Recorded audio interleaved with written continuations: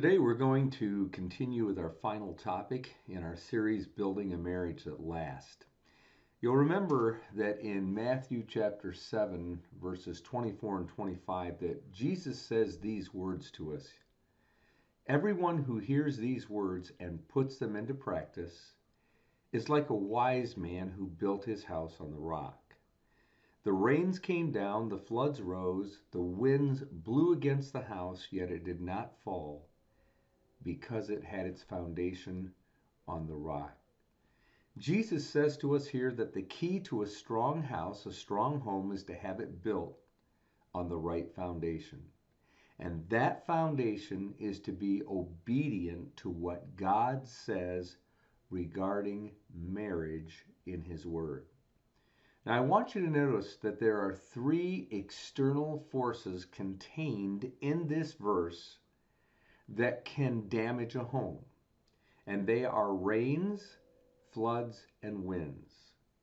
And so I want us today to continue relating these three kinds of storms to three contemporary storms that can undermine our marriages unless we prepare for them.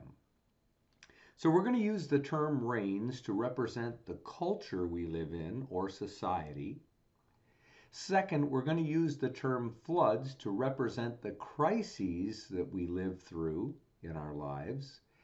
And then finally, we're going to use the term winds to represent the changes we live with or go through. So the three storms that can undermine our marriage are essentially these: culture, crises, and changes. These three storms will shake or can shake the foundation of our marriages unless we are prepared for them. The first storm, which we looked at last week, that can damage our homes and marriages is culture and society. Those are the rains of destruction. And we said that in order to overcome the storm of our contemporary culture, we need to be prepared for the culture we live in. And the question we asked was, how should Christians respond to a culture that says, me first, money first, pleasure first, and then forget the rest or everything else? Romans chapter 12, verse 2 says it this way: don't copy the behavior and the customs of this world, but be a new and different person. You see, in order to deal with this first rainstorm, the rains of culture, which erode marriage relationships, we've got to counteract our culture. We've got to go against the tide, go against the flood or the stream of society. We've got to learn to be obedient to God and His Word so we build our relationships and marriages on that right foundation so we can counteract our culture as we build great relationships and marriages which are based on the rock-solid foundation of the Bible. Well, today, in our time together, we're going to look at the second storm that can damage our marriages, and that is the crises we live through in our lives. And if we're going to withstand the crises which can come into our lives, then we need to prepare for the crises we're going to have to live through. You see, these are all like floods. And there was a study that listed the top 12 most stressful crises that a marriage can experience. Let me just give them to you quickly. Number one is the death of a child. And, if you've never been through that, you certainly cannot understand the devastation of that to a parent. Secondly is a jail sentence where someone in the family or the marriage is particularly incarcerated. Or number three, an unfaithful spouse. An unfaithful spouse who violates the marriage relationship. Number four is a major financial difficulty or bankruptcy. Number 5 would be a business failure of some sort. Obviously, could involve a tremendous amount of money. Number 6 is being fired or being let go, terminated from your employment, your career field. Number 7 is a miscarriage or a stillbirth. Number 8 is a court appearance. Having to go to court for some reason, perhaps could be a real serious reason, maybe not so serious, but the idea of having to appear in court is certainly something that can be very stressful and a storm in a marriage. Number 9 is unwanted pregnancy, an unplanned, unwanted pregnancy that seems to come at the wrong time. Number 10 is a major illness in the family. For example, one of the spouses may contract cancer or heart disease or some other form of severe or intensive illness. Number 11 is being unemployed for over a month. And we know that when you're unemployed, and especially when the cost of living is high as it is now with inflation, when you're unemployed for a significant period of time, that can be very damaging and stressful to a marriage. Number 12 is the death of a close friend. The death of a close friend, somebody that has been very, very close to you, somebody that may have been like a brother or sister, somebody that was a mentor. When that person passes away, and even when it's more suddenly and unexpected, very difficult. It's a crisis. And you see, crises are inevitable. And they will come into your life. They'll come into mine, they'll come into yours. And they usually come suddenly with no advance warning. You know, there's no light on the dashboard of life like in your car that warns you this is coming or this is happening. So they have no advance warning like, in December, you're going to have a major crisis in your marriage. There is no such warning.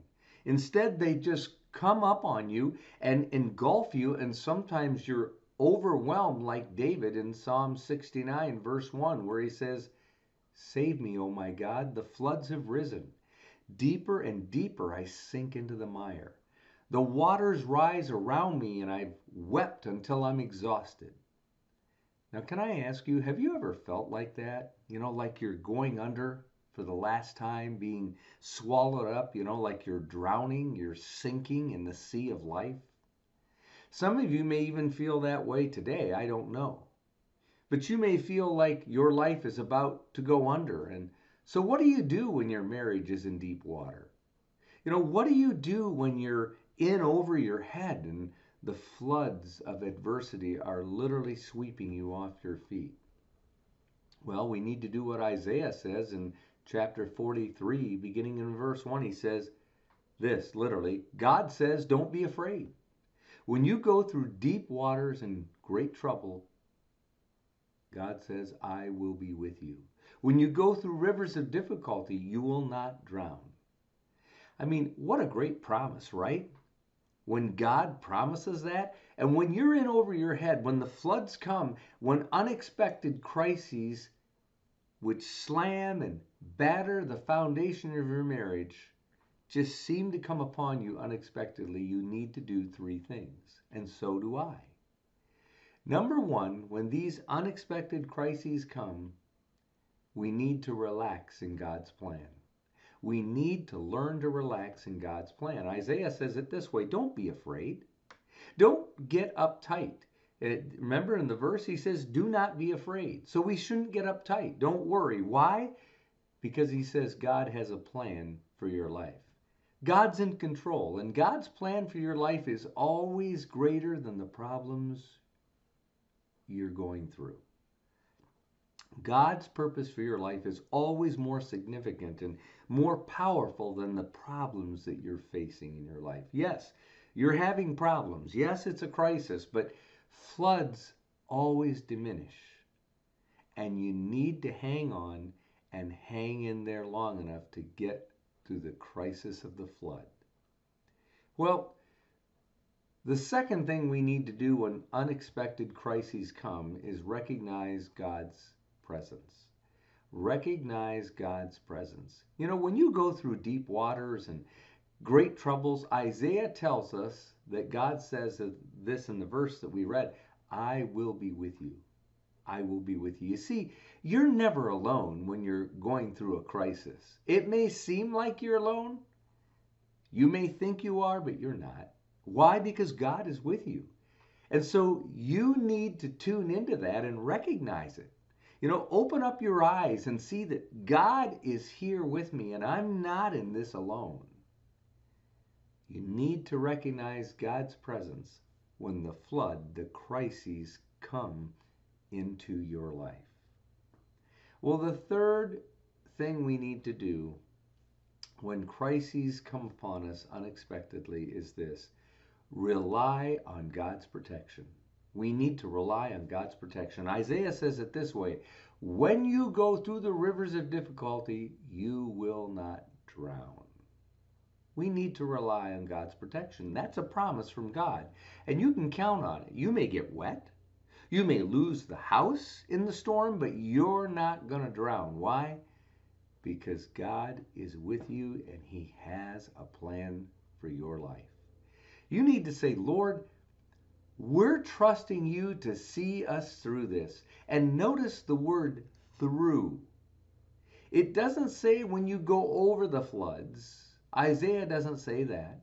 It doesn't say when you go around the floods or the crises. The only way to go through a crisis is to what? Go through it. And when the crises of life come into our marriages, our options are essentially this: we can either walk through it together as a couple, or we can walk out. Those are really our options. We can walk through it together and be a team and face it together, or we can choose to separate and walk out. The tragedy is that because a lot of marriages aren't built on the right foundation, when the crisis floods come into their life and they're swept off their feet, the couples drift apart in the flood.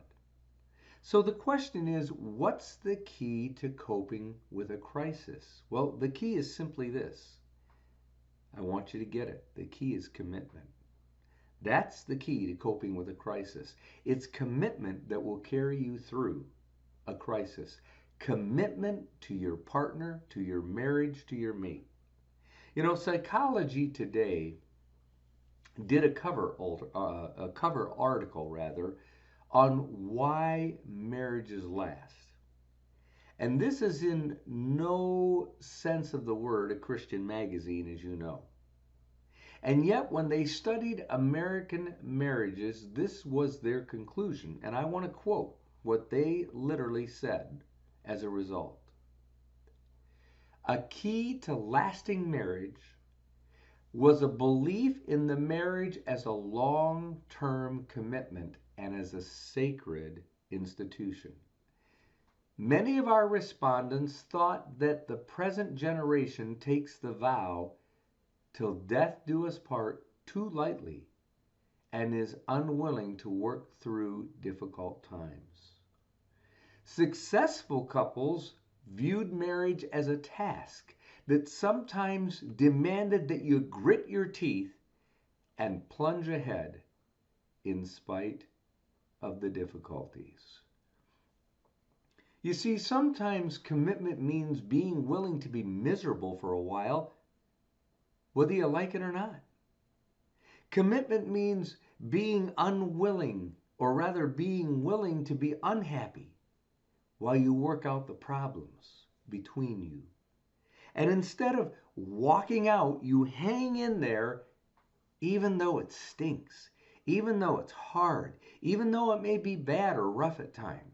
And even though you're very unhappy, you hang in there until you work it out and you work through it. You see, that's what I mean by commitment. The willingness to forego happiness for the purpose that the relationship can ultimately find healing and satisfaction. And when you face the floods of crisis, that are going to come into your life, stick with it. Just stick with it. Don't give up. The fact is, you made a binding vow before God. You promised till death do us part, and God expects you to keep that promise. You said, for better or for worse, in sickness and in health, till death do us part. You see, we need to learn to stick it out, because the floods in our lives, the crises represented by the word or the term floods, will eventually recede. And in the same way, if we persevere in our marriages, we'll learn how to navigate these crises which come into our lives and overcome. We will overcome them so that our marriages are strengthened, and the intimacy we share results in an even closer bond, because we've worked through those hard and difficult situations or crises or circumstances. They draw us closer to God and closer to each other. In closing today, I want to share with you a devotional which is based on Psalm 62, verse 8. Let me read this verse, which says, "Trust in him at all times, you people. Pour out your heart before him. God is a refuge for us." Let me just share with you now this devotional, and I quote. I'm going to read it to you. I think it's great, and it applies to what we've talked about. It says this: start believing the verse that says all things are possible to those who believe. Why? Because it's true. If you think you can, you will. On the other hand, if you think you can't, you won't. If you think you're beaten, you are. If you think you'll fail, you will. If you're in a storm, keep rowing. If you're in a fight, fight to win. If you've been knocked down, you're not defeated until you stay down. Trust in the Lord at all times and fight the good fight of faith. Wipe the mud off your face and get up. Everyone faces difficulties. Behind closed doors, everyone has problems. So stop thinking how easy your neighbor's life looks and start focusing on your own victory that's just around the bend. God sees what you're going through. He knows your need and your heart. His deepest desire is for you to become a runaway success story. He even sent his son to redeem you from your past so that your future could be ridiculously bright. So why do you remain in a rut, focused only on the negative? Move forward in faith. Open the Bible and invite the God of all hope to invade your life today. Victory awaits in Jesus' name. I think that's a challenge that we all need to rise to. You see, with God, all things are possible, including building a great and wonderful success story in our marriage. Because you see, God is all about building great marriages, marriages that will last. And he wants your marriage to be just that, a wonderful and a beautiful success story to his glory and to his honor. Well, next week in our time together, we're going to conclude our series by looking at the third and remaining storm, which can undermine our marriages.